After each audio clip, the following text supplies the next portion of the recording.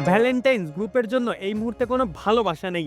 একদিকে অর্থের অভাবে তারা বিপিএল চলাকালে টিম হোটেলে দেনা পরিশোধ করতে পারছে না, খেলোয়াড়দের পারিশ্রমিকও বাকি। এমনকি লঙ্কান ক্রিকেটার লাহিরু সামারাকুন দাবি করেছেন একটা টাকাও পাননি তিনি।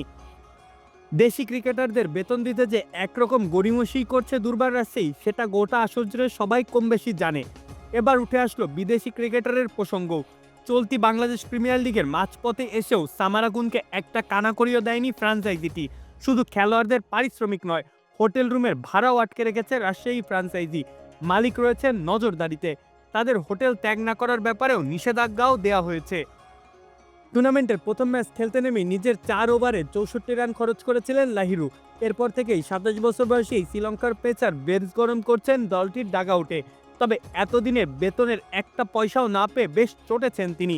ফ্রাঞ্চাইজিটির বিপক্ষে অভিযোগ দায়ের করেছেন বাংলাদেশ ক্রিকেট বোর্ডের কাছে। ম্যাজিক হার্বাল টুথপেস্ট দূর করে দুর্গন্ধ সৃষ্টিকারী দাঁতের সমস্যা।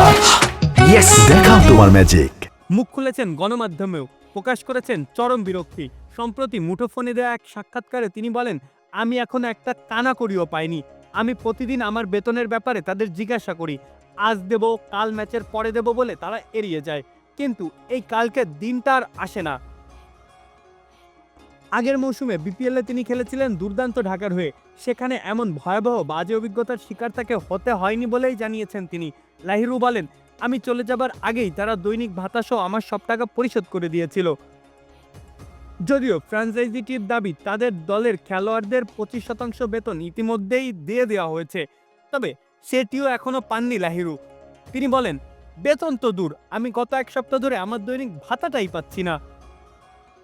বিসিবির কাছে তার ম্যানেজার অভিযোগ জানিয়েছে, দলের অন্য খেলোয়াড়রা বেতনের 25% পেলেও তিনি এখনো পাননি। তার কাছে এখন আর টাকাও নেই, এই মর্মে অভিযোগ জানিয়েছেন বলে জানালেন তিনি। দলের সাথে আপাতত অনুশীলনও করছেন না লাহিরু। বেতন না দিলে নেটে যাবেন না বলে সাফ জানিয়ে দিয়েছিলেন লাহিরু।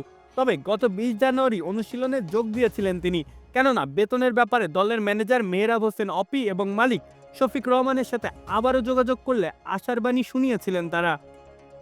তাদের পক্ষ থেকে জানানো হয়েছিল 23 তারিখের ম্যাচের আগেই সব খেলোয়াড়দের বেতনের 50% টাকা পরিশোধ করা হবে। যদিও এখনো কোনো খেলোয়াড়ই চেক পাননি বলেই জানিয়েছেন লাহিরু। শুধু খেলোয়াড়দের বেতনই না, দলটি পরিশোধ করেনি টিম হোটেলের ভাড়াটাও। তাদের দেওয়া এই চেকটাও বাউন্স হয়েছে ব্যাংক থেকে। এজন্যই দলের মালিককে কড়া নজরদারিতে রেখেছে হোটেল কর্তৃপক্ষ। সবখানেই টাকা পয়সার গোজামিল করে বেশ বিপাকেই আছে ফ্র্যাঞ্চাইজিটি। যদিও দলটির ব্যবস্থাপনা পরিচালক শফিক রহমান খেলোয়াড়দের বেতন নিয়ে দুশ্চিন্তা করতে নিষেধ করেছেন। সময় মতো সবাই সব বকেয়া টাকা পেয়ে যাবেন বলেই আশ্বস্ত করেছেন তিনি। মাহফুজ আহমেদ, খেলা ৭১।